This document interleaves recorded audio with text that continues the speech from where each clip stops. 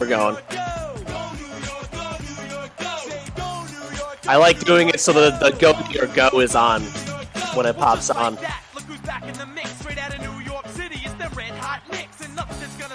Not red hot right now, but they'll get there. Or even Indiana, it's the Knicks back on pace, back in the chase. That's right, the 8th seed in the thick of the race. And while you're trying to hate the Heat. Screw the Heat. Check out the team that keeps the Garden rocking. Free, hitting threes, playing D. Houston launching jump from the top. Did you see what like Josh Hart just said about Jimmy Butler? No, but that sounds like a great time for me to stop the song. What did Josh Hart say about Jimmy Butler? He said something along. I'll find the exact quote soon, but he said something along the lines of like Jimmy does side quests all the way up until about April, and then crazy Jimmy kind of turns it on. He does do side quests. That's a great way of phrasing it. Jimmy Butler in the regular season is like, how do I do all the things I don't have to do until I absolutely have to do them? Yeah. Thank you anyone for tuning in. Another episode of the Big Nick Energy Podcast. This is the actual podcast. We have a guest coming on today. Joel Moran, host of the Pick A Side podcast, will be on in about the next 5 to 10 minutes. Also the host of the Joel Moran Show. You can find him at Joel V. Moran on Twitter and IG. Their podcast is on anywhere, but you want to listen to it the most, the same as us on YouTube, and they also do TikTok. So you listen to those two, you give the people money. You listen to Spotify, Apple, they rely on sponsors. So go to YouTube, stare at all their faces, stare at all of our faces. And Ange, let's go Knicks, man. Before Joel does come on, let's go into the Heat Knicks tonight a little bit. The Knicks, as we know, still no OG, no O. Randall, no Mitch again. The Heat still no Tyler Hero and no Kevin Love. But I mean, the Heat have their main guys, Jimmy, Bam, Terry Rozier's back. Like, what are we expecting out of this game? The Knicks are favored. The Heat look like crap most of the regular season, as we all know, but it does not matter to them in the slightest. What are we looking for? Knicks at Heat tonight at 7:30. The Heat are favored. I lied, by the way. This is, at this point where we are currently standing, I think we're 3.5 in front of Pacers or 3 in front of Pacers. What are we, 2.5?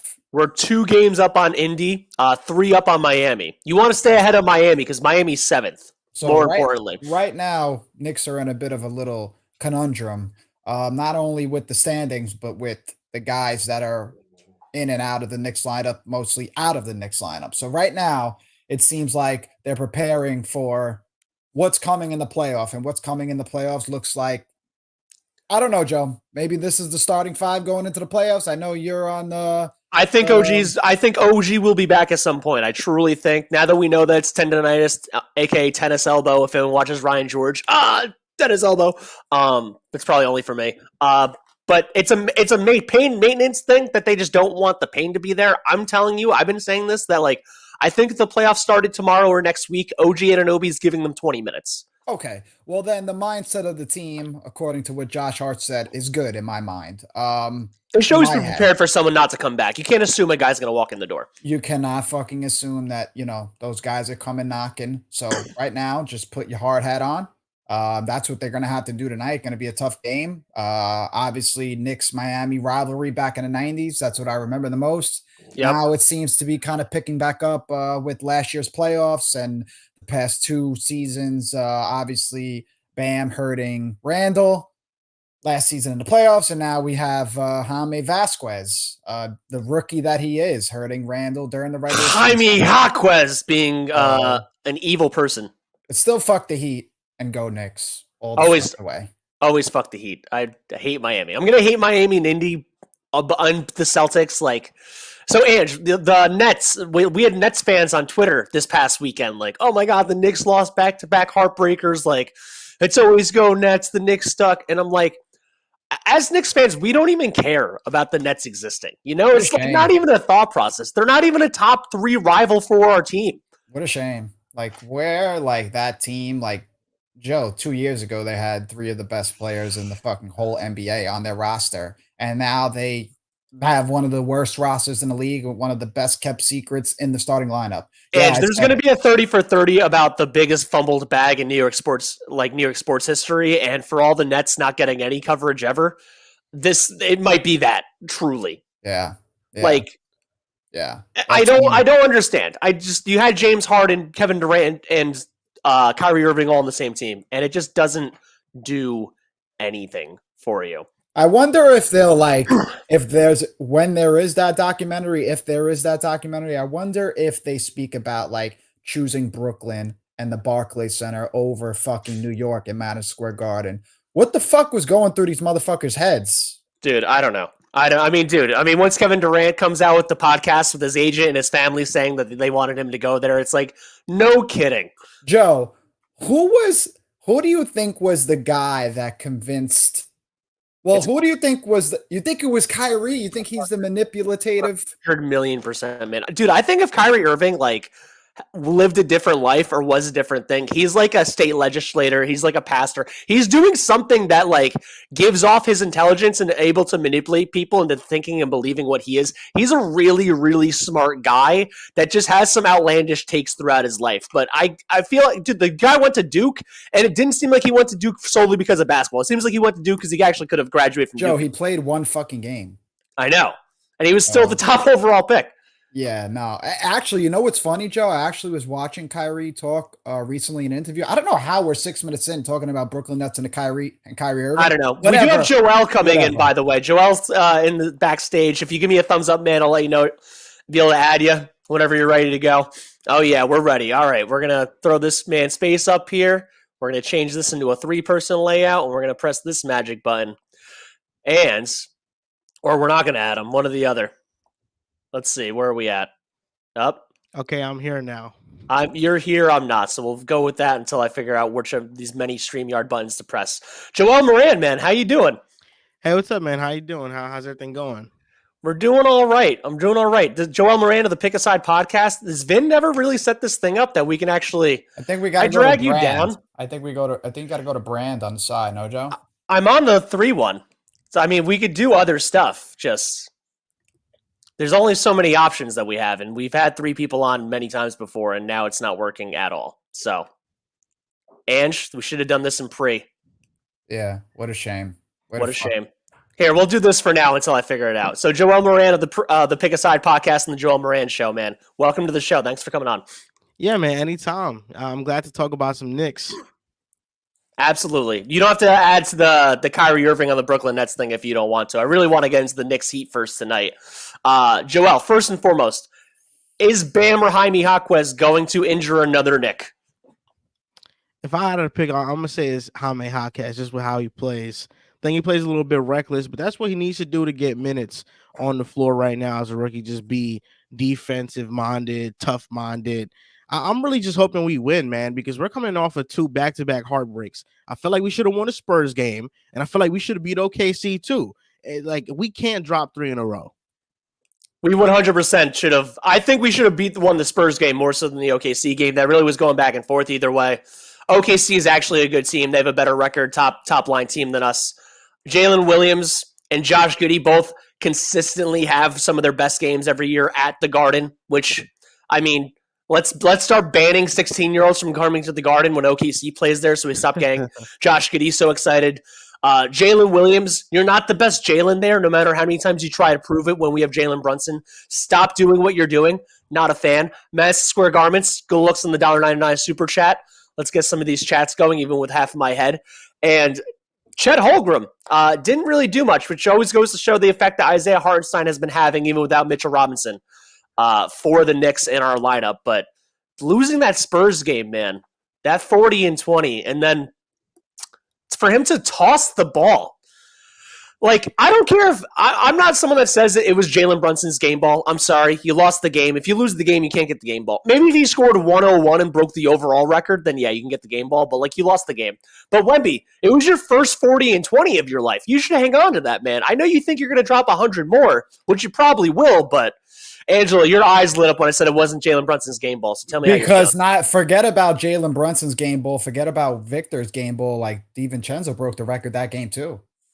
So, who the fuck knows? Maybe he wanted it too. And on top of it, the Knicks did send the ball boy up into the stands. They just couldn't find it. So where is this ball on eBay? I'm looking for this ball on eBay somewhere, bro. You're trying to buy it?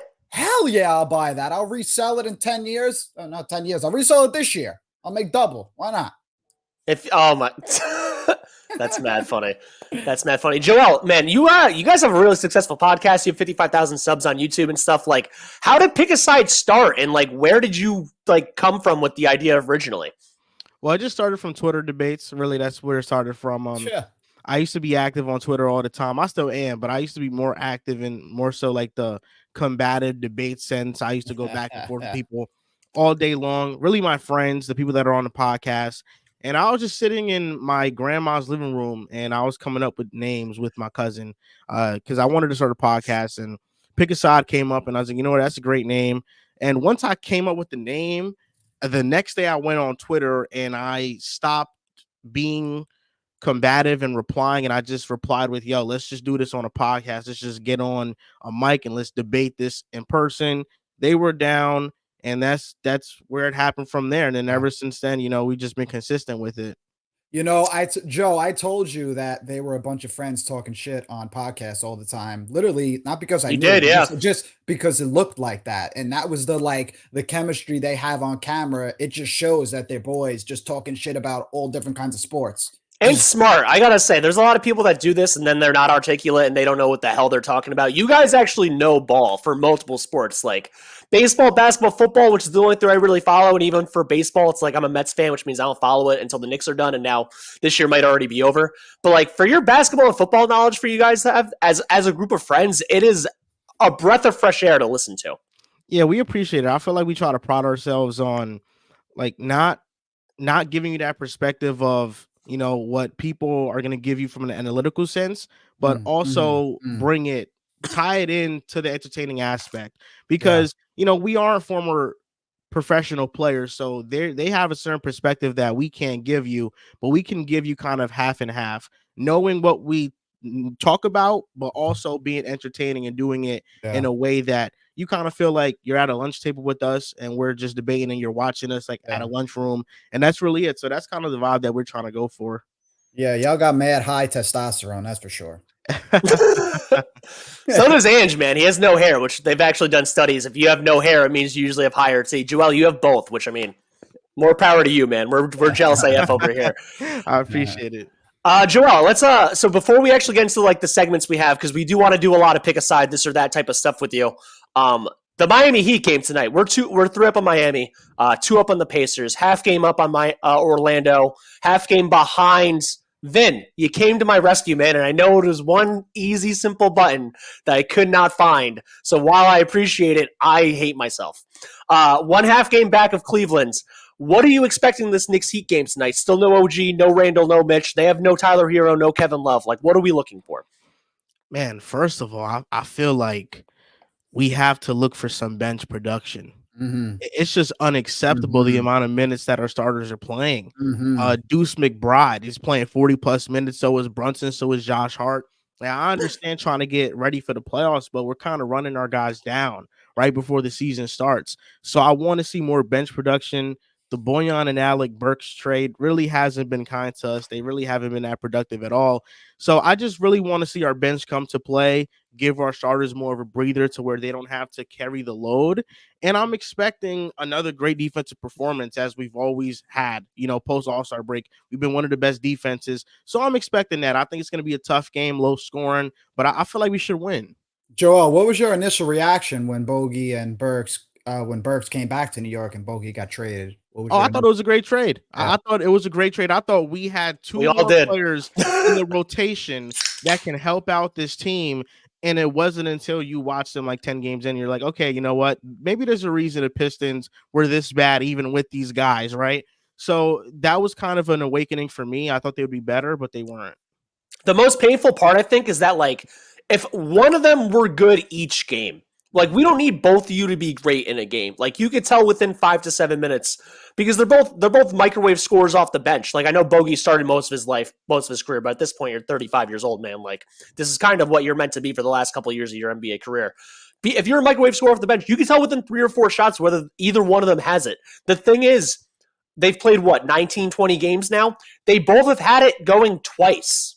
So, and one of them, they both had it going together. So 3 out of the 19 games, they've been able to do their job as a unit. So the other 16, it's like Well, I guess we're playing Hart 40+ again. We're playing McBride 40+ again. We're playing But Brunson Joe, 38. how much do you tie the bad play of Bogdanovich and Burks to just the mentality of playing on the worst fucking team in the NBA all season long, and then coming to a team?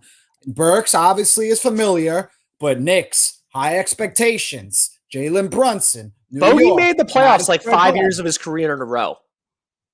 So, I mean, Joe, like... New York, Madison Square Garden. We're talking maybe championship run. You know what I'm trying to say? No, I get it. The playoffs are the playoffs are higher level from a pressure standpoint, or I think they should be, than ever playing at the Garden. Unless it's the Garden playoffs, which then is creme de la creme. You know what I mean? Like you play at the Garden, you play in Boston, Chicago, Golden State. Those 4 arenas specifically, absolutely insane. I think the Garden has the best of the 4, capacity and mentality wise and atmosphere wise. But those 4 specifically, you feel it no matter what. But like the playoffs in OKC or the playoffs in Utah is still better than a regular season game in MSG from a pressure standpoint. There was expectations of, like, these guys knew there was expectations, especially with OG and Randall being out, that they kind of fucking needed to perform. Facts. And we thought at least, listen, I was hopeful of Bogdanovich more than I was hopeful of Burks, but I was for sure that Burks was going to slide into something that he was familiar with and just pick up where he kind of left off. Obviously, where he kind of left off with New York before he got traded wasn't the best kind of position that he was in. He was playing like a primary ball handler, which is not kind of his game.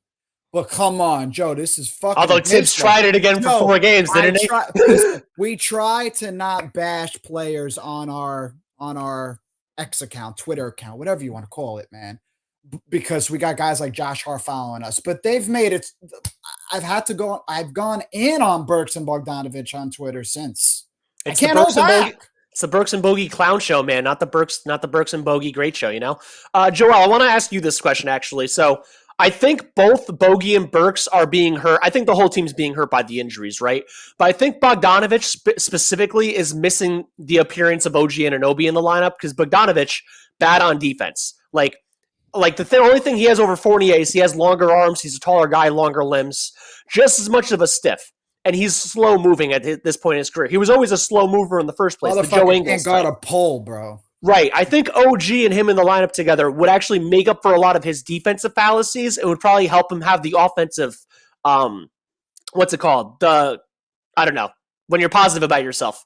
Arrogance. There you go. It's kind of like that. The offensive arrogance that he usually has. And I think Burks would help out way more with Randall in the lineup because Burks and Randall had a thing going a couple years back. Randall draws a double team. Burks is open from 3. This guy can't finish at the rim for crap. For like 3 years in a row, he's at a higher 3-point percentage than field goal percentage. Like, what the effort are you doing? So I think the 2 of them are missing each, like 2 different guys injury-wise. And that's why neither one of them has been able to fulfill so far. Joel, what do you think about that idea? I feel like that's fair, but I also feel like they should perform on their own. Bogdanovich, I've seen him hit 3-point shots at a high clip, efficiency-wise, and he hasn't done that with the Knicks. I've seen him put the ball on the floor and create sometimes. He hasn't done that with the Knicks. The defensive liability, like you're right, it's always going to be there, but more so for me, I'm just worried about him hitting his shots, and he's just not hitting his shots right now. I do feel like there's a silver lining, though, with Burks and Bogdanovich being bad for us, and that was that Deuce McBride got more playing time. And I feel like with them being bad, it kind of forced Tibbs' hands to play Deuce McBride. And Deuce McBride now, I feel very confident that he's going to be in the playoff rotation when we are in the playoffs. So for me, I do feel like the absences do hurt those players, but at the same time, I feel like the skill sets that they have, they should be transferable regardless of who's on the court or not. Word up. I agree with that. I tell you what, I think Joel's like spot on with that only because, Joe, if Burks played well since he's came back to the Knicks, we might be seeing Burks play more minutes than Deuce at this point, and you wouldn't be all that happy about it because you're the leader of Deuce Hive. Deuce and OG Hive, man. I've been on the OG Hive as the only person on Knicks Twitter for like 5 years because I wanted him since he was in Indiana, and no one else gave a crap because they're like, this guy's injured, he doesn't play all the time. Like, the guy's the best defensive player in the league, like him and Herb Jones on the perimeter. So I'm sorry I like that for 50 games as opposed to RJ for 82. My bad. Damn, Joe. Damn. And Deuce, Deuce, like, The same thing. I've always been a defensive first guy, Angelo. You know that. Like, IQ was my favorite player when he was here on the team currently, but like once he left, Deuce and OG, it was 1-2 one way or another, and I knew he was going to get the opportunity. And you don't shoot 48% in the G League and then shoot 31% from three in the NBA. Joe, why are you that guy that can never just pick the best player as your favorite player? What's the deal with that? Like, I'm not a Yankee fan. I'm a Met fan. I'm not a Giant fan. I'm a Jet fan. I cheer for the lovable losers. I cheer for the underdog, Ange. There's not a single part of my life that was like, oh my God, let's go Duke. I love Bama. I've never been that. I mean, I never will. All right, fair enough. You know, so yeah, but I do, Joel. I wanted to, because I was listening to your show either from this morning or last night, and one of the guys in your show was saying that he was also worried about the Deuce McBride minutes for the postseason. I don't think Julius Randle is coming back, like at least not for game one of the first round. I'm starting to think more and more likely it might be like a couple more weeks, maybe round two. Knock on wood, we get past Orlando, Miami, or the Sixers or Pacers. But I think OG will be ready. So it's like if it's Brunson, DDV, Hart, OG, iHeart, and then the two coming off the bench are Mitch and Deuce. I still think Deuce is getting 20 to 25 minutes. I think that's part of the reason why they're so willing to play him 45 plus. He's 23 years old and didn't play for a third of the season. So I'm not worried about him losing his minutes altogether. And I think the Bogey, Burks, Precious Achua trifecta, I think Precious should get the most minutes initially, obviously, especially based on matchup. But I just don't think that they're going to be the ones getting more than 10 in the postseason. I'm not worried about Deuce nearly as much. Yeah, me either. And it's weird when it comes to the playoffs because I think that this is the best team we've had since the 2012-2013 team. And we have a serious shot to go far in the playoffs. But I keep thinking to myself, is that going to be at the expense of Julius Randle? Because there have been so many scenarios now where we play great basketball when Randle's not on the court. And especially when come playoff time, we know what Randle is. Sometimes that added spacing and defense and pace could be to our benefit in certain matchups. If you're telling me we're getting all NBA Julius Randle in the regular season, of course, that's a plus. I'm not thinking twice about it.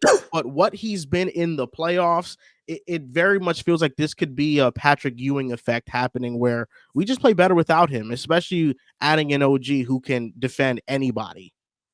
Joe, didn't you just say that? Like, yeah. The effect of anyone. That's literally what you just said the other day.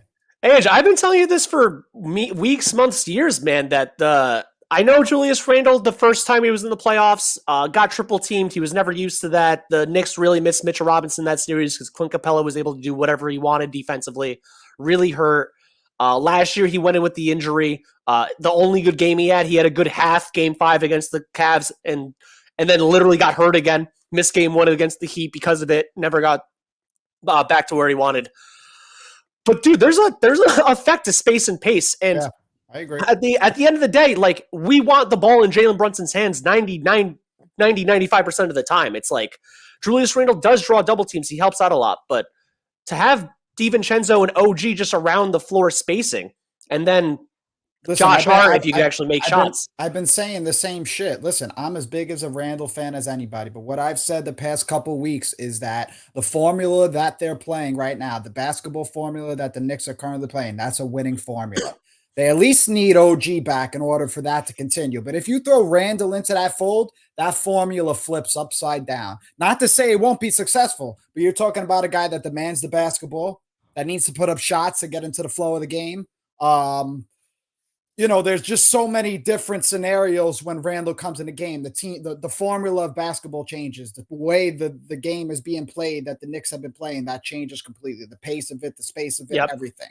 So I'm in agreement with that. Shout out to everyone listening so far. By the way, we have 285 in the room, mostly on Twitter, 10 on YouTube. If anyone wants to come over to YouTube, it always helps.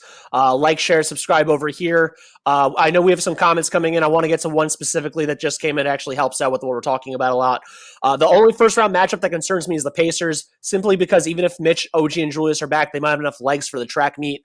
One Coach Bell on YouTube. I do think that what helps us a lot and what's going to hurt the Pacers and the Magic to a lesser extent, experience, postseason experience and regular season experience are not the same thing. But one thing he brought up about OG and Julius coming back more so than Mitch, Pascal Siakam is an all NBA, all-star level power forward. And like, if we don't have OG or Julius, because Julius Randle and Pascal have had great battles in the past, and when Julius does lock up on defense, or not lock up, he's not like a lockdown defender, but just tries harder, puts his effort into it, is when he's staring across at the opposing four and he's like, you're on my level. I need to show up right now. And Pascal Siakam actually brings that out of him. We remember Pascal dropped 50 in MSG last year. We're not going to forget that. I forgot it. I'm sorry I remind you. We also lost the game, man. Which is probably why you forgot it. So based on the matchup, if we play Paolo, if we play Orlando, and he's the 4, the small ball 5, I want OG and or Randall. If we play the Pacers, Pascal 4, Miles Turner 5, I want OG and or Randall. If the 76ers have Embiid now, I want as many big bodies out there as possible. But like, if we play the Heat, they're small. I feel like they would take Randall out of the game regardless. They're like, target acquired. You know what I mean? So it's like, based on the matchup is when we were going to really need this guy or not.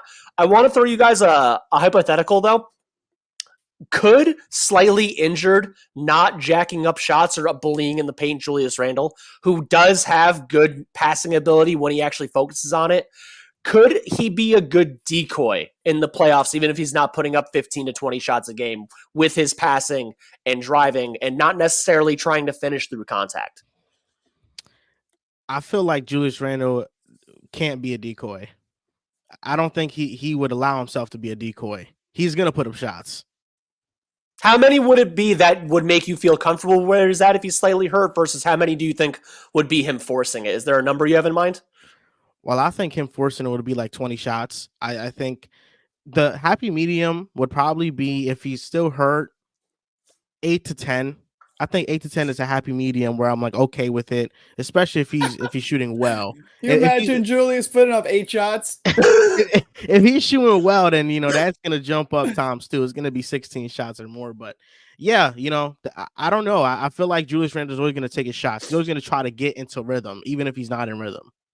Yeah, that's exactly where I land in the conversation, is that he comes back during the playoffs, Joe. He's going to try to get into rhythm. And we've seen from the beginning of the season what happens when you're recovering from either an injury or ramping up or whatever the case is with him. We don't even know. We've all seen the civil rights numbers being posted on Twitter over and over again. And the playoffs for his history, the first 6 games this year, when a lot of people started to think that RJ Barrett was going to be the number 2 this year and Randall was actually taking a step back, not even from the game plan, from him actually being underperforming off of an injury. So I think if there's a sweet spot, it's 12.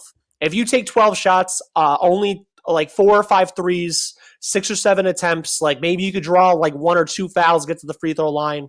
That's where I think the sweet spot would be. And again, this guy isn't going to play 40 minutes. Like, Julius Randle, with Tibbs as his coach, plays 41, 42 minutes in the postseason. Even the games where he's shot 1 of 9, 1 of 10. Like, we remember last year, the game they lost, Brunson drops 42. RJ Barrett and Julius Randle combined to be 2 of 19. And they both made every free throw. They both missed 1 free throw. They went like 18 of 20 from the line. Never again in RJ Barrett or Julius Randle's life will they both miss only 1 free throw and make only 1 shot. That seems impossible. Joe, I'll tell you this. Even then, he played 42 minutes. I'll tell you this. I don't care whatever the case is at this point with Randall. I'm just fucking tired of seeing this dude putting up shots pre-game. What are you doing? Edge, that's why the content game. Are you not? What's the problem? Let us know, bro. Edge, that's why the content game is so funny, though. Listen, I'm a part of the content game. I'm the one posting him shooting. We post the video, it gets 20,000 views, and it's showing the same thing over and over again. Because I got to. But, just let me know. Is the dude playing or is he not? Is he ramping up to try to come back to the playoffs or is he not? Me personally, I got to be honest. I have less feelings towards it, regardless of how I'm screaming right now. I just feel bad for the fans that really care, that want to know if Julius. I hate to see something you care about, man. You're so loud right now. Yeah, no, I'm going to tone down now. Oh my God. Joel, I want to ask you, how far do you think the Knicks can get in the postseason? I'll give you 3 scenarios. I've made this clear before. I'm not leaving out Mitch purposely. It's just that with a healthy Isaiah Hartenstein, a hobbled Mitch, no Mitch, backup Precious, like, Mitch is a great player and a great guy to have. I don't think he raises the floor or ceiling that much on how far this team can go, as long as iHeart is also still healthy. So I'm not purposely leaving him out. I love Mitch as a player, just not affecting this. How far can they get with just a healthy OG, healthy is a relative term. So just a playing OG, just a playing Randall, both of them in or both of them neither. So I guess that's 4. I think we can make the conference finals. The Celtics are the favorite. All the numbers point to them being historical this year. In order to beat the Celtics, they would have to collapse. They would have to, I think Jason Tatum would have to be struggling. Jalen They Brown need 2 of their 5 to get hurt. Yes, things have to go majorly wrong for us to beat them in a series, and we'd have to do everything right. Pretty much, it's kind of a both at play here. But I think there's no team in the East that I feel like the Knicks can't beat, even if we are somewhat healthy. I think OG is the most important piece in that. We can beat Miami. I think that's a tough series, but we could beat Miami. We could beat Indiana. We could beat Orlando. Really, you mentioned it with the Pacers and their playoff experience. I think that's one part of it. If Tyrese Halliburton comes to play, that's a tough series. But I feel like we should win that series. Against Orlando, they don't have the offense to match up with us. Their defense is elite. Every one of those games is 90 to 85, though. Yeah. It's some old school game. Their offense just isn't good enough, I think, to really keep up with the pace that we're going to score on offense. And then the Bucks. I mean, I'm not a believer in the Bucks. Their defense is still pretty bad. Damian Lillard, I feel like if you have OG on him, that's a bad matchup. We have the big men to kind of build the wall to neutralize Giannis at least somewhat. So I feel like, against any team in the East, we have a legitimate shot to beat them in a series. Boston is the one team that I'm like, okay, I kind of have to talk myself into this a little bit more than everybody else for us to beat them. But everybody else in the East, I feel confident that we could win. And I didn't mention the Cavaliers, but we know how it goes when we beat the Cavaliers. Dude, for the Cavs, we could have Jalen Brunson, Isaiah Hartenstein, and Daquan Jeffries, Jacob Toppin, and Charlie Brown Jr. out there, and I think we would still win. They don't want to see the Knicks ever. It's their bookie. Those are our sons over there. That whole team is just our son. We just son them all the time. 100%. 100%. I wanted to, because you said the Bucks, and that's actually a really interesting point. I think for the Bucks, man, because of the Giannis, this goes back to the when I actually think we need Randall and OG. Giannis in the playoffs, we've seen him average 35, 12, and 7 in series before. That's a lot. And I know Brunson's averaged 32 in a playoff series. I know he can get 32, 8, and 4 rebounds and lowest turnovers, but there is something to be said about your best player being 6'11" and an all NBA level defender versus being 6'1" and a paint maestro, but kind of a bad defensive player and a small guy. So I think the Bucks, I've said without both, I think it goes 7 with OG, no Randall. I think it would go, and I think the Bucks would win. I think it goes 6, Randall, no OG, and I think the Bucks will win. I think that's the one series outside of Boston, because I've been telling Angelo all year, I think even if we're healthy, I think Boston's just juggernaut. They're going to the finals. I think that's the one other series where I'm we would definitely need both guys. Joe, this is that series. Are you taking into account of us having Precious now? 48 minutes, they got to go up against Hartenstein, Mitchell Robinson, and Precious in the playoffs. I'm pretty sure we played the Bucks at the beginning of the year. We haven't played them post trade. So we haven't played them since Christmas. We play them in a week. Okay, so I just think any team going up against the Knicks to have to go up against that trio of centers, you're going to have a fucking rough time getting in that paint against the Knicks, man. Ange, I want to throw out, I'm a big height wingspan guy, right? I always bring it up. Mm-hmm. Giannis Antetokounmpo, Bobby Portis, Brook Lopez, all 6'11" or taller, all 7'1" or longer wingspans. Brook Lopez is a 7'4" wingspan, big guy. I and Mitch obviously is similar, but Precious is only 6'8". That's where my concern of not having OG or Randall is. Toughness, though? I'm giving the Knicks. Giannis is the toughest guy out of any of those dudes, man. I'm sorry. He's fake tough. Fuck that. There's the Nick Homer in there.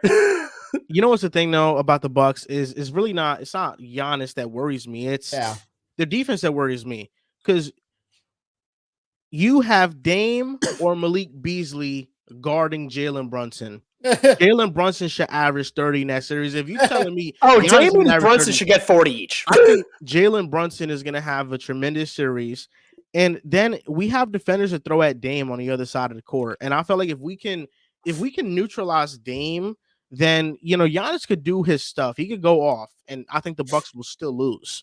I tell you what, bro. Fucking, I don't know. Dame at the Garden playoffs. He's kind of been like in the shadows the last couple of years. That scares that shit out of me, boy. Dame Yeah. might just come to the Garden and just light us the fuck up. Yeah, no. The one thing that Doc has done as a coach is he's made their defense be respectable, if not an overall defensive terrible turnstile. Yeah, I mean, their record hasn't been good even with Doc. Better. It's been better. No, actually, no, it's not. They were way better with Adrian Griffin. It's been better since the All-Star break. So if we're going by data, Joe, you're the analytical guy. Numbers. I mean, sooner or later, man, you gotta pretend you're on defense, right? They have Brook Lopez and Giannis Antetokounmpo. You gotta pretend to do the drop coverage the right way. Hey, I like this one. Who are you guys choosing, Tibbs or Doc? I'm choosing Tom Thibodeau. Tibbs 12 times out of 10. Hey, Ange, actually, Coach Bell, thank you for giving us a great segue. Ange, you want to start this or that? No, it's not this or that. Joel, we're actually going Would you rather? We're going to use your own segment against you. Okay, let's do it. So we got first of all, Ange has some like older, old school Knicks things. So by old school, it's all within the past 10, 15 years. So yeah, I got basically a 2000s Knicks, and then I got a final one, which I'm going to hit you with. Okay. So this is old Knicks edition. Would you rather Jeremy Lin or Jason Kidd? Knicks, Jeremy Lin, Knicks, Jason Kidd. You want to know why this is so tough? Because I was actually talking about Jason Kidd with the Knicks the other day. The numbers don't show it, but how much he meant to that 50-plus win team, the impact on the court, it was undeniable, man. He was a big reason why we were so great. I'm gonna go with Jason Kidd here, man. I'm going with Jason Kidd. Yo, listen, I fuck with Jason Kidd heavy when he was on the Knicks. I remember there was like a stretch of games where he didn't like either attempt a three or miss a three. I don't know. It was like a very long stretch of the games. But Joel, you're right in terms of like his impact on that team. Like even I hear all the players that were on that team, they speak now on podcasts. They were like, yo, he was a joy to play with. Like he made that team so much better. But yo, I just want to know, like, what would have Jeremy Lin turned out to be if like the Carmelo Lin conundrum like wasn't there, and like let's just say Melo wasn't there, and just Lin had the fucking team. Like, what would they would have turned into a 7 seed that lost in the first round every year. Like it just would have been mad Stanford and Harvard players spaced out shooting. And you know what I'm saying? They would have been throwing up 53s a game. That was just a fun era. But I'm with you, Jason Kidd. Joe, what's the answer? Jeremy Lin.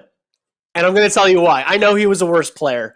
I know it doesn't make any sense. I know Jason Kidd did a lot for that team. It was one of the only years this man shot 40% from three, and I'm big on shooting 40% from three. Obviously, him being 39, 40 years old and only able to play 25 to 30 minutes a game when he should have played 15 to 20, let's be real. But I broke my collarbone when Linsanity was happening. Mm-hmm. What happened? I broke my collarbone playing football. I tackled a kid from behind.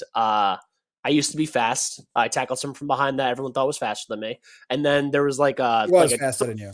320-pound. Well, I caught him, so I wish I would. If he was faster than me, I would have never broken my collarbone. So I kind of wish he was. And then a kid trailing the play that was like 320 pounds tripped and fell on top of both of us, and my bone, and I got pinned down, and my bone broke clean into an N. So I had 2 clean breaks of the same bone. Less than 1% of collarbone breaks need surgery. I needed surgery. So I got given, I don't remember, Vicodin and Valium, whichever one you get for pain. So I got given Vicodin after the surgery. And Linsanity just starts happening while I'm literally stuck up on my couch. And like I was more into football at this time. I kind of fell off because the Knicks sucked for a while. Came back when Melo came back. Like came back with Amari, really. I really liked Felton, Wilson Chandler, DeMille Gallinari. Just say Melo, Joe. It's okay. It's okay to root for Melo. No, dude. That's the Yankees, Dodgers all over again. Never. And like Linsanity just helped me get through, and I actually didn't have to take the pain meds because I was so happy and joyful over sports. That's fire. So therefore, Jeremy Lin. That's fire, Joe. That's fire. Yeah. That's actually really cool. All right, next one. Would you rather Raymond Felton, 2 stints with the Knicks, or Derrick Rose's 2 stints with the Knicks? Oh, that's Raymond Felton. Ooh! Raymond Felton. Yeah, no, same. Raymond Felton, his first stint with just Amari Stoudemire Wish we never traded him. Wish we would have kept him. He was awesome. Then, I mean, we had our best season with him when he came back. So I'm going with Raymond Felton. I felt like Derrick Rose, the one stint that mattered was after COVID when we traded for him and he had that half a season. I thought he was the second best player. That's what mattered. The first stint was very disappointing. Yeah, the first thing, remember, like he disappeared. He left, yeah. What was going on? Joe, what's your answer? Raymond Felton, dude. The first Raymond Felton stint prior to the Melo trade was the best of those 4 stints. Fair enough. All right, not the last one, but got 2 more left. Would you rather Allen Houston or Jamal Crawford? Allen Houston. I don't even have to think about this. I love Jamal Crawford. I'm sorry, but Allen Houston's a Hall of Famer and helped us make the finals. Whoa. Hall of Famer. What are you talking about, Joe? Is Allen Houston not in the Hall of Fame? No, Joe, do your homework, please. What? Joe, you said Allen. He should be a Hall of Famer. Hey, he's in the Knicks Hall of Fame, but he ain't in the Raptors. And this is before my time because I started watching basketball in I would say 2009, 2010. Ooh. I was born in 99. Ooh. So I'm going to go with Allen Houston just off the historian I am, just understanding Knicks history. I'm going with Allen Houston over Jamal Crawford.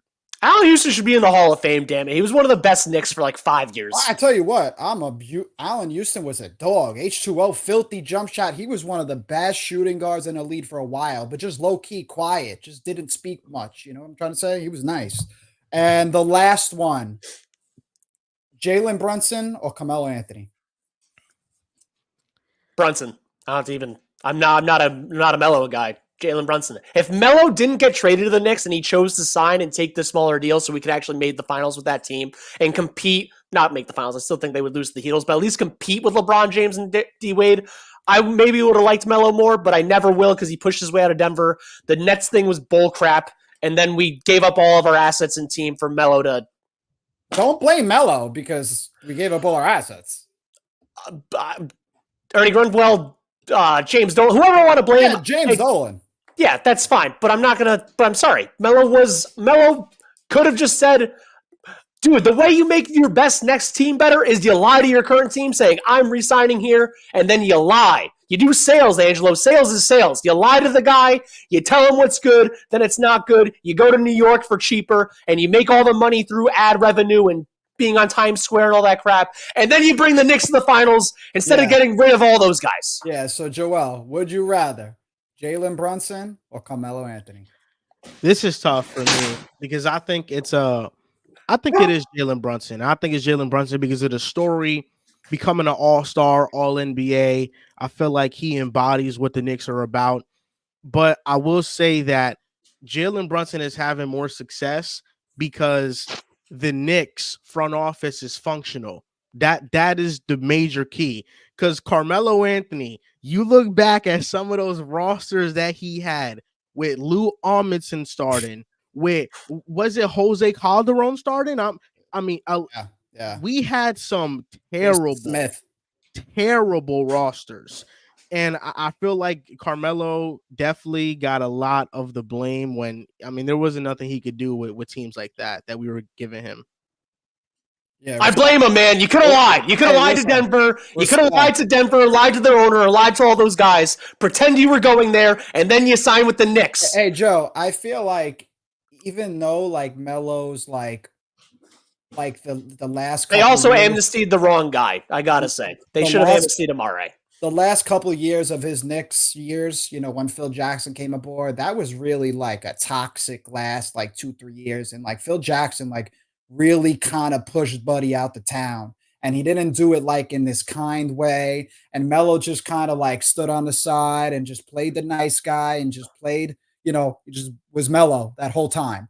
So I'm not going to say, listen, I'm the one that tweeted on BKE's account. I'm taking Brunson over Peak, I'm taking Peak Brunson over Melo. But I don't know. It's almost I'm almost 50-50 right at this point. But if Jalen Brunson gets to the conference finals just once,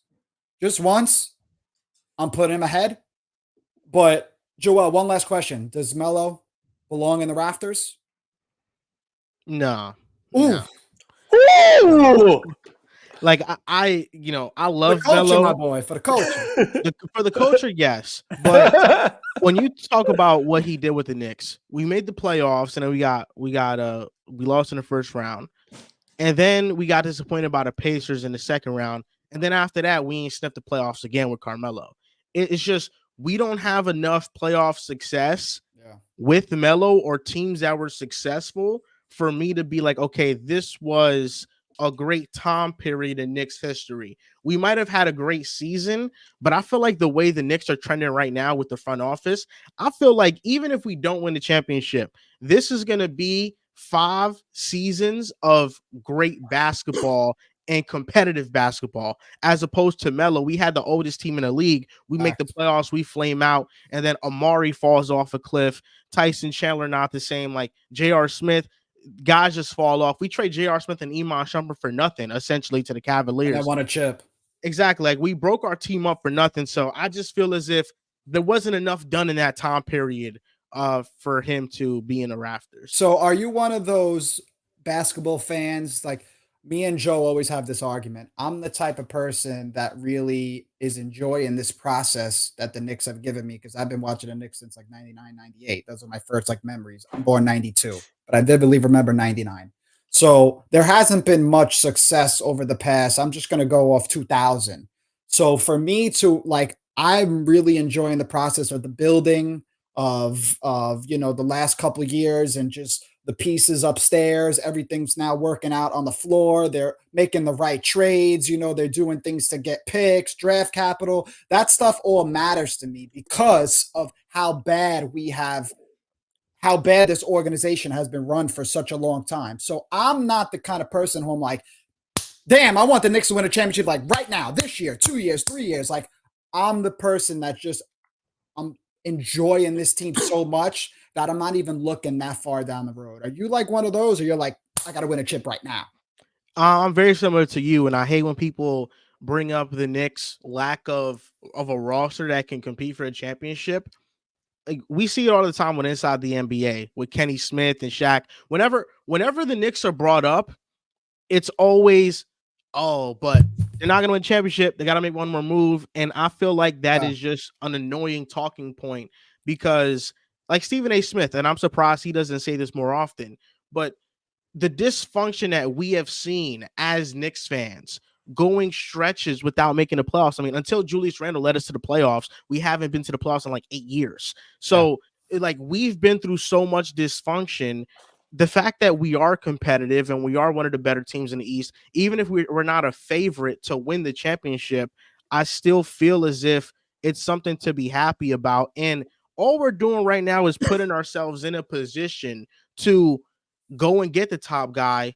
So then it's just an easy plug and play, and we have a great team around him. So I don't mind the position that we're currently in. I'm pretty glad that we're in this position, because we see a lot of teams, sometimes they go all in for it, and then you end up like the Phoenix Suns, who you have a big three and you have no future after that, or the Brooklyn Nets, you have no future. I feel like the Knicks were building a great foundation, and if the guy comes along and we're able to win a championship, that's fine, but I'll still remember this time period as a very great time period for basketball. Joel, so who's that one plug and play player that you wish that the Knicks would get? Like if there's one player out there the next year or two. Also, what is that deal? Because I want to rile people up. It could be a free. What about a free? Could it be a free agent, Joe? If you're a great player, you don't reach free agency. Brunson reaching free agency is like a lightning in a bottle thing at this point. Okay.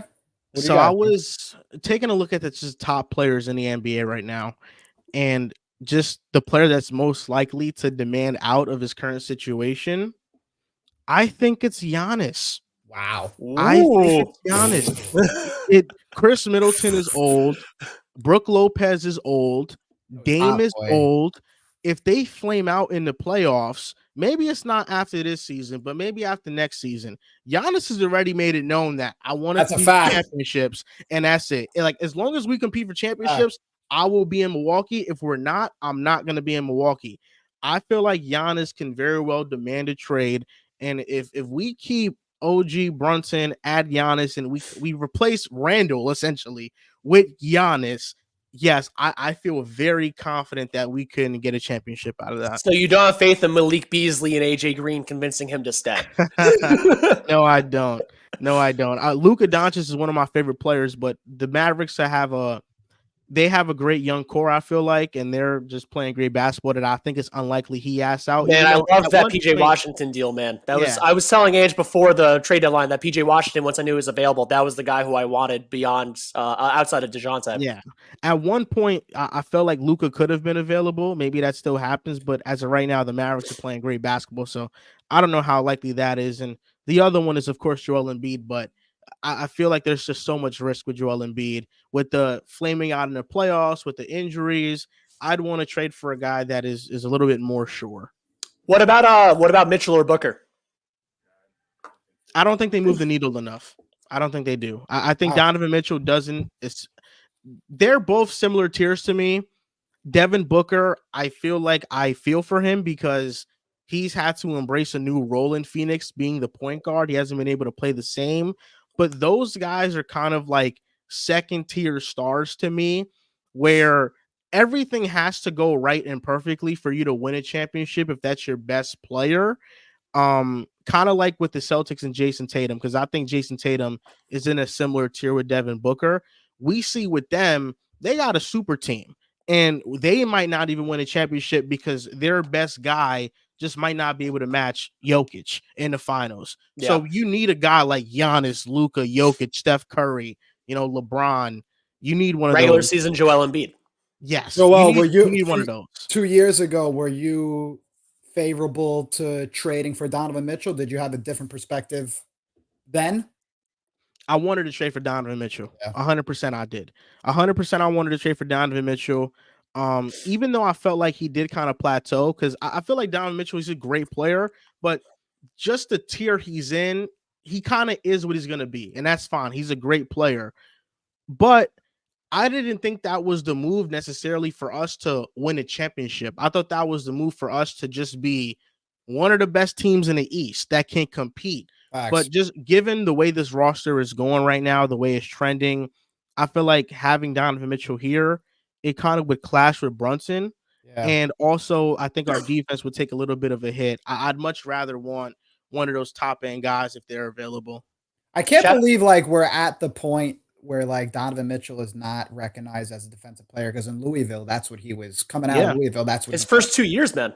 And he's been a good defender this year, too. He's been a good defender, but I just feel like size matters in the playoffs. It's just so weird, dude. Like, if you're 6'2" with a 6'8" wingspan, generally you're great at locking down point guards. Your wingspan's that big for your size. Usually it helps out. And it just, after his second year in the league, I think he just focused too much on offense and relied too much on Rudy Gobert and didn't have to. The interesting thing with the Knicks is just what they would deal, because we don't have many promising young players at all on the roster that are centerpiece players in a trade. You look at the Lakers when they traded for Anthony Davis, they gave them Brandon Ingram, Alonzo Ball, young centerpiece players. Josh Hart. And picks, Josh Hart. So with the Knicks, it's what does that package look like? Because I doubt the Bucks are just going to be oh yeah, we'll take on Julius Randle and just give us picks and we're going to be fine. So it's probably going to have to be something else involved, but that's the next step for us. But I'm fine where we are right now. I think we're one of the best teams in the league, and we're fun to watch every single night. Shout out to everyone watching right now. We got 371 eyes on us, mostly on Twitter, 15 on YouTube. If you haven't already, check out our shop, bignickenergy.com. It's above Joel's head. We have a brand new shirt. It's called The Magic is in the Work. It spells out New York. It blocks out the N-E and Y and spells work, lit up, W-O-R-K. That's a new release. We're doing a BK sale this week. Anything that says Big Nick Energy on our shop is $3 to $4 cheaper than anything else. So check that out. We're going to do sales throughout. The rest of the season, we're going to do sales on different stuff. So if you like one shirt, make sure you get it that week. If it's not on sale that week, maybe it'll be on sale the next week. But we're going to have new stuff coming out. Everyone check out our shop all the time, bignickenergy.com. Joel, thank you so much for joining us, man. It's been a great hour so far. We'll keep you on for a little bit longer. I have to go to the gym at some point. I don't know how long you have. It seems. Did you record your last podcast today or last night? It was last night. Okay, because I was there's no way this dude's recording for 2.5 hours and then doing this with us. Because no, you're fine. Whenever you guys finish, I'll go too.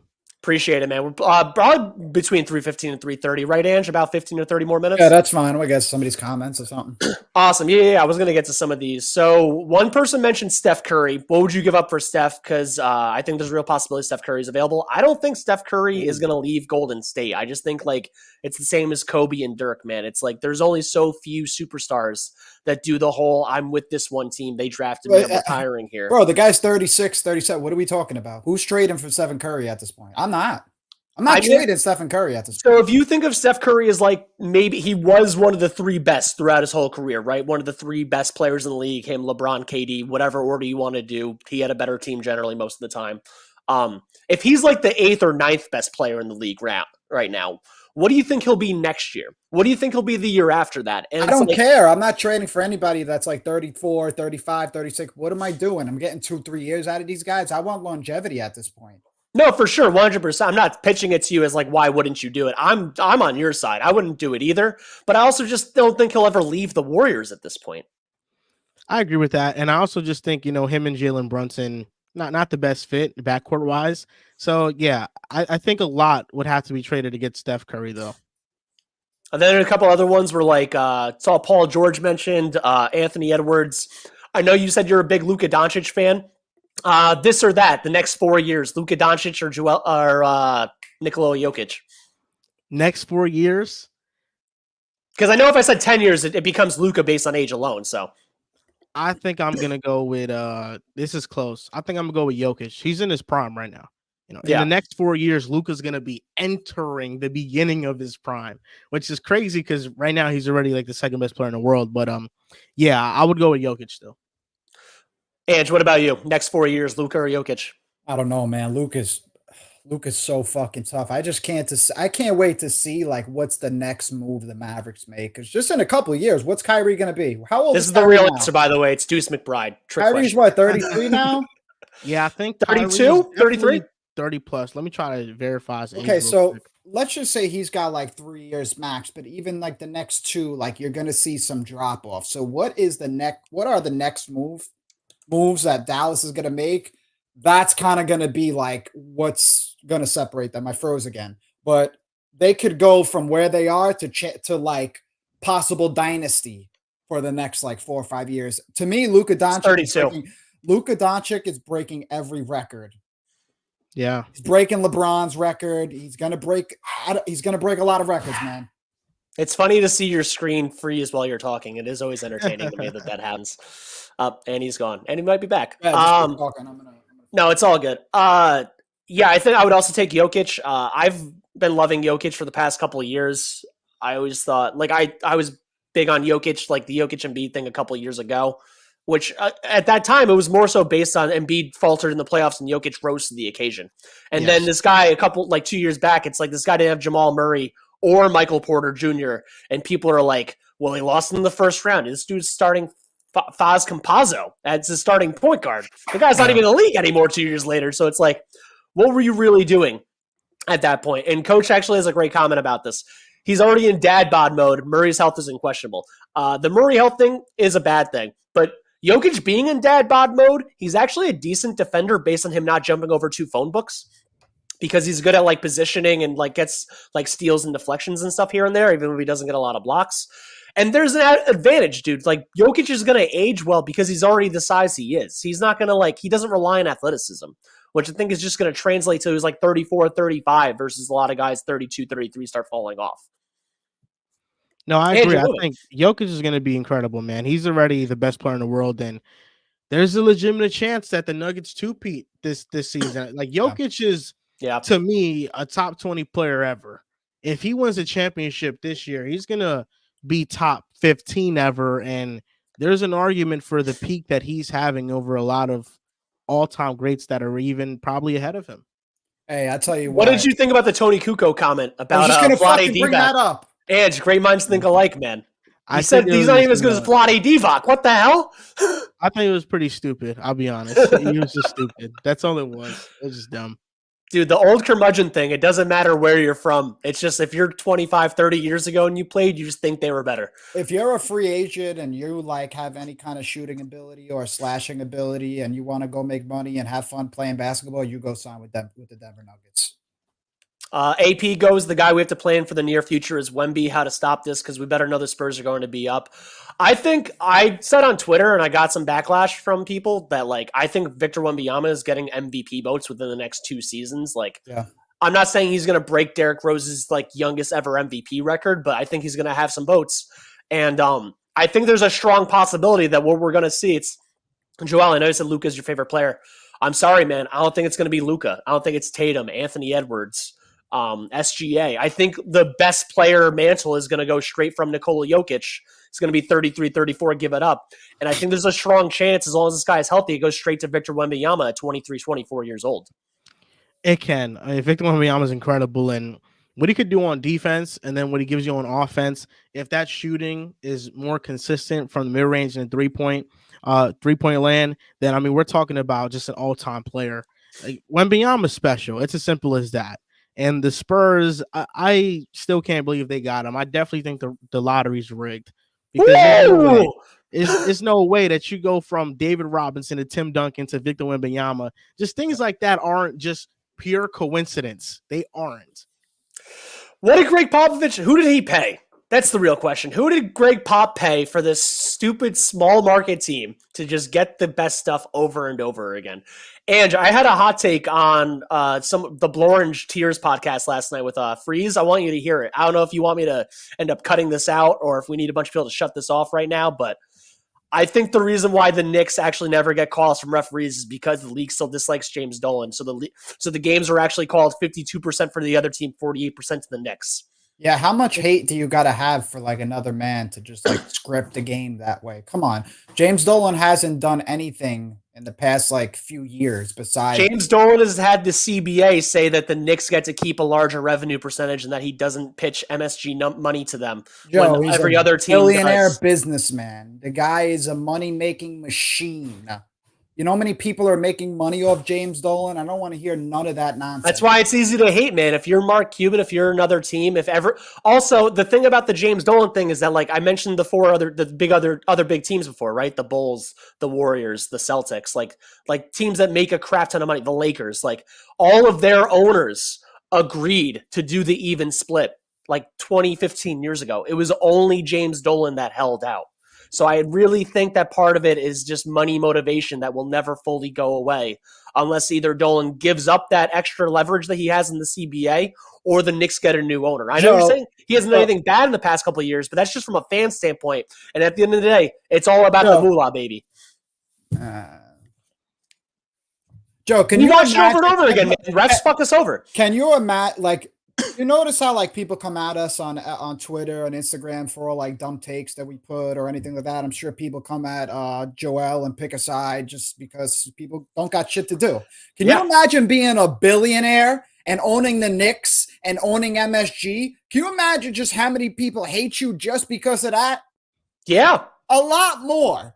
So for all the people that hate James Dolan, I'm sure there's a whole lot of people that love him because he puts money in their pockets. Listen, I've heard some super stories about James Dolan, Joe. I have friends that worked as security guards at Madison Square Garden. I kid you not. The guy told me, he goes, James Dolan was walking through the garden or whatever the case is. Security was just kind of lined up, just waiting for him to pass or whatever the case may be. It was the holidays. One of the security guards said, "Hey, happy holiday, James." And that guy almost got fired. So shit like that, that's stupid and annoying. But for all the other stuff, all the other nonsense as to why the Knicks. I want to throw something at you. Let's say every single owner in the NBA gives 10% of their media money to the NBA, to the inside pool. All 29 owners agree to it. And there's one a-hole that makes the second most money from his media rights. The second most in the league to the Lakers. And the Lakers have been great and we suck. For a lot of our history, we suck. Right. He makes the second most money and he doesn't agree to that 10%. He agrees to 7% or 8%. But how does those 29 guys hate him? But those 29 guys hate him. They vote against him. Yeah, but how do they come to an agreement on that? Is that a vote? Yeah, it's voted on. It's a vote. It has to pass the CBA. It has to pass the thing. He doesn't have it signed every year unless they make sure the stipulations for the Knicks are in there. Whatever, Joe. I don't know what else to tell you. James Dolan's a good man. God, your homerism. It's like, here's facts, and you're like, no. Oh my God, Joel, I don't know if you want to add anything to this. Oh no, man, it's ownership talk, man. I'm not in that. That's Thank fair. you. Hello. There we go. That Angela's like, get off this, man. I never want to hear it. Dolan's my hero. He's my dad. No. Listen. I'm sure he's made some silly decisions in his time with the Knicks. I'm sure there are a lot of other owners that made some silly decisions as they own basketball teams with a lot of power and a lot of money. But what I've been saying the past few years is ever since Phil Jackson came aboard, and I know there was like some type of agreement to where, you know, James Dolan doesn't get involved in anything that's kind of decision making involving the team. I'm in support of that. So to me, there's been some good things going on. Coach Bell loves Dolan and says he takes care of former players. My thing is that it's about the league, not about the former players on the Knicks. And if the league hates him, then we're going to deal with Jalen Brunson getting trucked, absolutely truck sticked, fumbles in Madden 2005, circa 2005, truck sticked, and he won't get calls. I haven't even seen. There has to be some reason. I just want to know what it is. He hasn't even been courtside to the games. I haven't seen nobody post him or nothing like that. Yeah, I don't know. I mean, I don't think we'll see him. Couple weeks. Yeah, we're about to be in the playoffs. It is what it is. We'll definitely see. He's gonna throw fucking popcorn at his head. Fucking launching popcorn. 20 people in the stands. Someone, where's this comment I want to write? Pat Riley ain't trading with the Knicks. We have a better chance of dealing with BK to get McHale. Between Knicks Twitter, Knicks Reddit, and just like so many people, it's like no matter how many times I say the Knicks and the Nets haven't traded since 1983, there is 0% chance that they're going to get Mikal Bridges. There's just like hope and like this overall like desire that people have. It's like you have to literally pretend that the Nets don't exist for a trade. And it's not happening. Yeah, I don't think it's going to happen, unfortunately. I would love Mikal Bridges, though. Villanova, dude, I mean, the Infinity Gauntlet. You know? I mean, I just feel bad for Mikal that he's got to endure the pain of Brooklyn, and every time the Knicks go in Barclays, or every time he goes in Madison Square Garden, it's just a Knicks show, and he's on the other side of town just rotting away. To me, he's still the NBA's best kept secret. Because if you put him on the right team, literally the Knicks are like, Joe, the Knicks aren't a plug and play for Mikal Bridges. Like, listen, hypotheticals. You take Julius Randle off the Knicks and you plug in Mikal Bridges. How much better are they? Enough. I mean, I think. What's enough? What's enough? I think they are finals contender. Okay. So, I mean, it's just nice to just imagine that small. I mean, we have Tom Thibodeau, so small ball lineup is kind of relative, although he has been playing Precious at the 5, which means something. But Brunson, DDV, Hart, McHale, OG Anunoby, that is a wild lineup. I know it wouldn't see a lot of minutes together, but it's fun. Yeah. NBA's best kept secret. I don't care what anybody says. I think it would have been Jalen Williams, but now that he did well in MSG for the 3rd time in a row, now Jalen Williams' best kept secret's gone. Facts. That's it. You get one good game at MSG, and now you're like, you know, that was like his Stephen Curry game. Remember, like Stephen Curry against Raymond Felton? He put up like 50 something, and they lost. Yeah, that was like Jalen Williams' moment right there. Oh my God. I just want to beat the Heat, man. I can't stand Miami. We need to pass the Cavs. I want to get that 3 seed so bad. How do we do it? How do we get there? The Cavs still have a tough schedule. Our schedule is not that bad. The Heat, the Kings, the Bucks. I think the Celtics, by the time they're like at that point, they're going to finally stop playing their guys. They already clinched the 1st seed overall. Like, we can pass the Cavaliers. And I want us to start by beating the Heat tonight. And for the love of God, just make sure Jalen Brunson gets out of this game healthy. Joel, do you want OG to come back during the playoffs, or you want to give him some time to ramp up? He needs some time to ramp up at least. Yeah. Because you don't want him. I think like 5 games should be fine, but you don't want him to go into the playoffs and he's playing basketball for the first time and he's shooting 31% from 3. Mm-hmm. Like, you don't want that. You want him to catch his rhythm in the regular season a little bit and then get into the playoffs and it will be fine. Yeah. But I kind of agree. But then there's this, like, all I think about is him having to guard the best fucking player on every team for probably going to be 40 minutes a game. That dude's going to get beat the hell up. and he's going to also have to provide on offense because we see the production that's going on right now. It's basically the Jalen Brunson show and nothing else. So he's going to need to provide on both ends. So he's going to be exerting a lot of energy. So I just want him to just be prepared physically, whatever way that is. Listen, there's nothing like game contact in game. There's nothing to compare to that. But, it's going to be tough if you bring him back early. Let's just say 5 games. And this guy's, who do we play the last 5, Joe? You got the schedule up? Because I just took it down. I mean, off the top of my head, it's Boston. The Tatum. Bulls once or twice. They're not going to play. They're not playing Tatum. DeRozan will play for sure. The Kings. That's tonight's the Heat. Next game's the Kings. Then we play the last 5 though. But I don't even have to bring up the schedule. I don't think if OG plays, I don't think he's playing more than 20 minutes in these games until the playoffs. Like I guess this dude needs a ramp up period. I guess so. Yeah, that's true. AP goes, I'll tell you this, I think OG might be forced to hop in. He doesn't have much leverage with that elbow. I think with a full offseason, he'll probably be okay. I think even with OG, if OG didn't play another game the rest of the year, he's not opting in for a $19 million contract. He's signing 30 plus, no matter what we say or do. People are overestimating the fact that this guy is injured. Like, if OG tore his ACL at the beginning of the year, he would still be signed by some team for $30 million next year. Hard stop. Well, what's the max? What's the max? He could be making 43, 44, something like that. He's not getting that much. Is he going to have to take a little family discount because he doesn't want to play like 25 games a year? When you say he doesn't want to play 25 games a year? Yeah, he doesn't want to. He's a little sissy cat. You know what I'm trying to say? Like Joe, we spoke about this. He's not playing with a little discomfort. And you think Julius Randle is a tank? You think he's a tank, but he's not back yet. What's good? Why is he not back yet? Why is he not back yet? Dislocated shoulder. It's totally fucking different. And this dude has tennis elbow. No, this dude just got surgery. So what? It doesn't. Dude, have you had surgery? Yes, and you had surgery on your back, and you still can't walk right. Okay, that was 2 years ago. Want me to walk? No, I want you to do 20 push-ups and 10-second wall sits. Joe, I do that every day at the gym. What are we talking about? But then you walk slow. Sprint you down the block right now. No, you won't. No, you won't. Get out of here. I think the shoulder discount is this guy's going to be making 32, 33 million instead of 38, 39 million a year. That's what the discount is. That's great. It's still low 30s. I mean, it helps a lot. Listen, give me a couple of thousand off. I'd be happy. Hey, damn. Joel, if this dude does take or get a discount, what do you think he would have got if he was fully healthy? And then what do you think the Knicks could potentially give him in the offseason?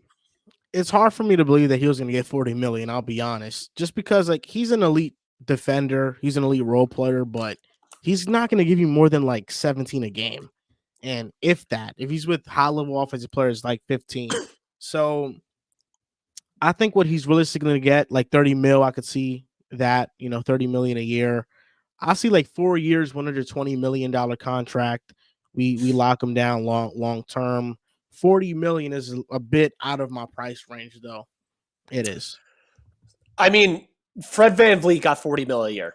You know what I mean? It's like the cap is going up, not down. And OG Anunoby, when he's healthy, being one of the 2 or 3 best perimeter defenders. I know I said it before, but it's just it really needs to be known and taken into people's heads that the league isn't all about just scoring 25 points a game. OG Anunoby should make 2 to 3 times as much as Cam Thomas does when they both get their max values. You know what I mean? So it's just I think the discount is $5 million a year if they can get it, but there's also a chance this guy comes back for the playoffs.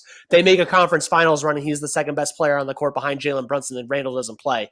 And then he's making 40 mil and we have to just hope he can play 65 games a year. Yeah. So I like this comment that I brought up. OG will get similar to what Jeremy Grant got. Jeremy Grant's contract is 5 years, 160. So that's 32 million a year. He might get 35. Jeremy Grant's getting 32 a year.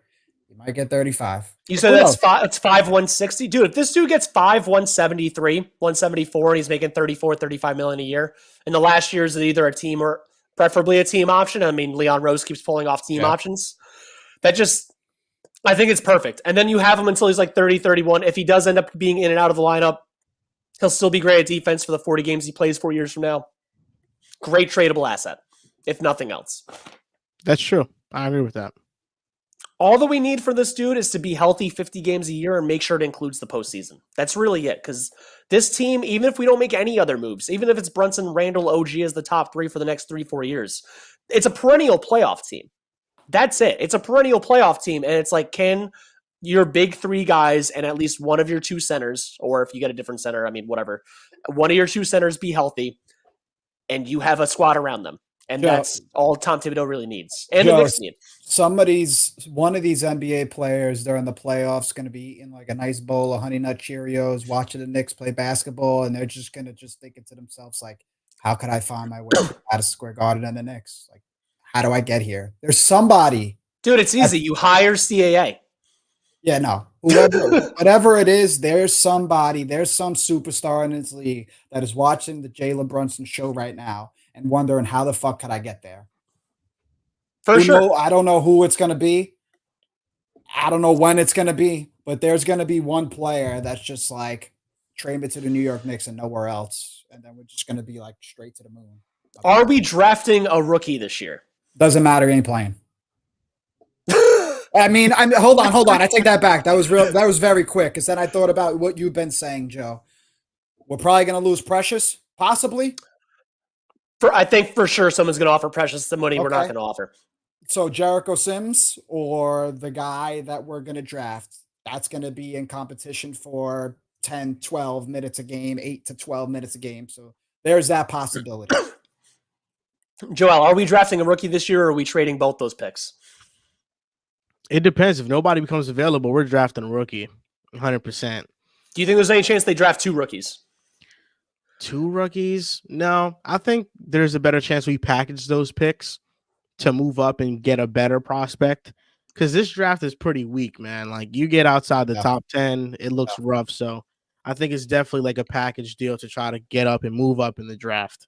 You can ask Angelo, man. I've been saying Donovan Clingan from Connecticut. Like, I don't have full belief that Ihart and Mitch will both be on the team still next year. It's just hard to pay your center position that much money together unless you have a Jokic, Embiid, Sabonis type player, Anthony Davis. So I think turning one of those dudes into Clingan and like if that's a trade up, Tyler Smith is the other name I've been saying for a little while. I'm glad Almighty Finesse brought him up, but Tyler Smith is more like if you stay where you're at. I think that's a great thing. So guys, we're about to get off. I remembered I wanted to ask this before because this also goes to Joel's the Pick a Side podcast. Anyone that doesn't listen to it, make sure you subscribe to that. YouTube, TikTok, those are the ones that give you money. If you listen to Spotify, Apple Pods, we won't get mad at you for it. Pick a Side podcast. But one thing you guys talked about last night that I wanted to mention, it was about the Spurs and Wembanyama and the fact that they're going to need a point guard. You guys brought up Malik Monk as a potential guy for them to at least make up some guard depth. And he wants to be a starter and all that stuff. I've been saying that since the Raptors traded Emmanuel Quickley, that there's still a chance the Spurs and or the Magic throw him a bag in the offseason. Do you think there's a chance IQ is not a Raptor next year? There's a chance, but I think given what they traded, they're going to match the contract that he's going to get. And I feel like he's young enough to the point that you can justify the contracts you're going to give him. Because he's going to be getting like 25 to 30 mil. We're talking about giving OG 30 mil. Does IQ deserve $1 million less than OG Anunoby? I mean, I find that hard to believe. But could you imagine a world where the Spurs have Emmanuel Quickley, Devin Vassell, and Victor Wembanyama as like a core for the next 5 to 7 years? Yeah, that would be awesome. That would be great. That's exactly what they need. Ange, what about you? I think Quickley's going to go to whoever throws him the biggest bag. He's restricted. Yeah. I think it'd be a hell of a fucking move if he goes to San Antonio. You know, you got to leave your good old buddy RJ Barrett side of Toronto. Go play with Wembanyama. You'll be on national television 15 times a year. You know, Quickley does on national TV, right? Usually lights up the Celtics or any other. Ice Spice, baby. Yeah. Listen, Ice Spice at the Garden. You know, anytime IQ gets on national television, he turns into like a different kind of player. So I think Quickley goes wherever the biggest bag is and where, you know, it's got to match the opportunity as well. You know, he wants to play. That's the reason why he kind of left the Knicks. You know, don't listen to what anybody else is saying. Emmanuel Quickley wanted out just as fast as the Knicks traded him. HB Carlos goes, I believe Ihart, Precious, and OG all come back. That would be awesome from a fan standpoint. I just find it hard to believe with the cap. Coach Bell goes IQ to the Spurs. He likes the idea. As for the draft, I draft Matsis Buzelis. I don't follow international players until we're getting closer to the draft. I don't know if Joel has anything to say about this guy. He plays for G League Ignite. He's pretty good. He's a pretty good prospect. Can anyone from the G League Ignite be a truly good prospect if they're 2-33? This is the last year of G League Ignite, actually. It is. It is. Yeah. Which honestly, thank God. R.I.P. I mean, it was great while it lasted, but to then win 2 out of 35 games is rough. Jalen Green came out of Ignite, no? He did. Yeah, and Kuminga. Yep. Oh, yeah, some hoopers. It was good for the few years they had. And I mean, it helped pay guys, but the NIL took over, and then that's the end of that. Last thing, we'll all get off. Again, anyone listening to us on Twitter or YouTube, thank you for tuning in. Thank you for coming on, Joel. Much appreciated. Everyone check out our merch, bignickenergy.com. We do have a new release. The magic is in the work. It spells New York, but work are the letters that are actually showing up. Check that out at our website. Find me and Angelo on Twitter or Instagram. Find Joel everywhere as well. Joel, what do you got to plug? And then Knicks Heat, pick a final score for tonight. So just plug in the podcast. You know, I do the Pick Aside podcast, the Joel Moran Show. You can follow me on Twitter and all socials at Joel V Moran. Really appreciate you guys having me on. And score prediction for tonight, I'm gonna go with 108 to 103 Knicks win. Let's fucking go, my boy. So you heard it. You heard Joel. Parlay the Knicks money line and the over, and you're gonna win some money tonight. Angelo, what's the final score for tonight?